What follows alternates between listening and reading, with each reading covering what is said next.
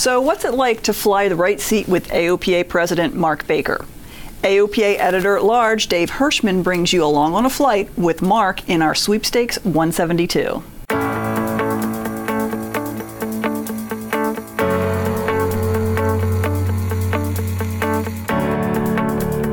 right, Mark, no more working on the weekends. Beautiful day, let's go flying. I'm out of here. Let's go. Nice views here. This airplane's looking pretty good today, isn't it? Yeah, it looks totally different than the last time we saw it. Somebody's gonna win this. Early tower, got 172, Whiskey November, ready to depart. 2-3, what do you call? 180 horsepower, really jump off the ground, don't they? So I was just curious how you got started in flying. I did my ground school in high school in 1975. And then right after I got out of that, I started flight school at the University of Minnesota. And by 1977, I had bought my first 150. I had a partner for $4,500, $2,250 a piece. And another guy I paid $6 an hour to start my instrument rating in that thing. Tell me about some of the people that have influenced you in your flying over the years. People that I worked with, it was a little lumber company. They were World War II guys that flew B-17s and Corsairs, and yeah, you run into these people all around that are, flew Mustangs and did great service for our country. They're how humble they are, but how confident I think they became later as business people because of their flying careers that were developed during the wartime. Tell me somebody who was an aviator who influenced your business career and how that happened. I go one of the guys that was the founder of this little lumber company I grew up with called Mox Lumber in the Twin Cities.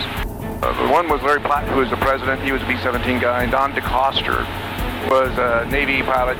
He taught me how to buy lumber. And we would spend literally weeks on the road in a station wagon going out and buying timber in Montana and Idaho. And, he always asked the other guy, what are you trying to achieve? And what makes you do this? So you got involved with understanding what made the other guy happy, or what would be the thing you're trying to solve his problem, and then you could work back towards and negotiate. Instead of when you see a traditional somebody say, I'll give you $10 for that. That just doesn't work with these guys. They wanted to be respected. Nothing else worked as well as asking the other person what they're trying to achieve. So you empathize first. And it was one of those really cool things. I ultimately became a senior merchant for that little business, and then later on the senior merchant for Home Depot from the time we had 100 stores to over 1,000 stores. So I used that tidbit learned in the 70s all the way through the early 2000s with a $40 billion company. We're on our way now to go take a look at airplanes. So tell me about this type of airplane we're going to look at today. Well, I have this thing about 185s. I think a 185 is one of the best utilitarian airplanes ever built. But finding good 185s is almost like a treasure hunt for me. I like the hunt. Looks like we're 13 miles up.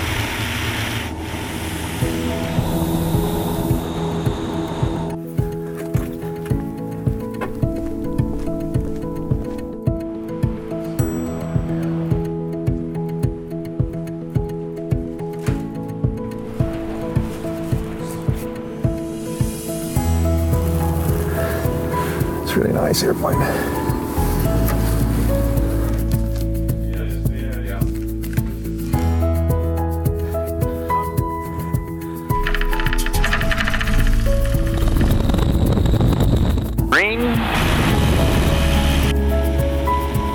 So what did you think of the 185 you saw? That thing was somebody's pet, as we talked about, and somebody really takes care of that thing. What kind of tunes do you like to listen to in the airplane? Well, there's only two kinds of music that are worth listening to. One's country and the other one's western. Sometimes I get them both together. The Super Cub is the only airplane that you've kept over many years. Is that your favorite airplane? Yeah, no question about that. That particular Super Cub is 1352 Charlie. It is one of those airplanes that is stick and rudder. You just always are looking down, enjoying the day. Makes it kind of fun.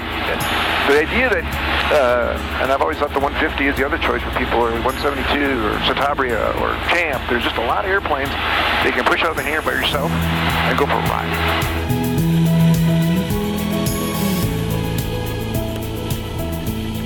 So I know you're curious about did he buy the 185 or not, and the answer is yes. And it is a cherry airplane, I got to say, really beautiful 185. There aren't many like that left in that kind of condition. It looked beautiful. And beautiful. I've flown a lot with Mark, and he's right. You two choices of music when you're flying with Mark: country or western. Sometimes both, as he says. But every once in a while, I can convince him for some 70s hits. Yeah, I've flown with him a little bit, not as much as you, but I've done some trips with him, and you're right. You better like country western. Yeah, but he's fun to fly with.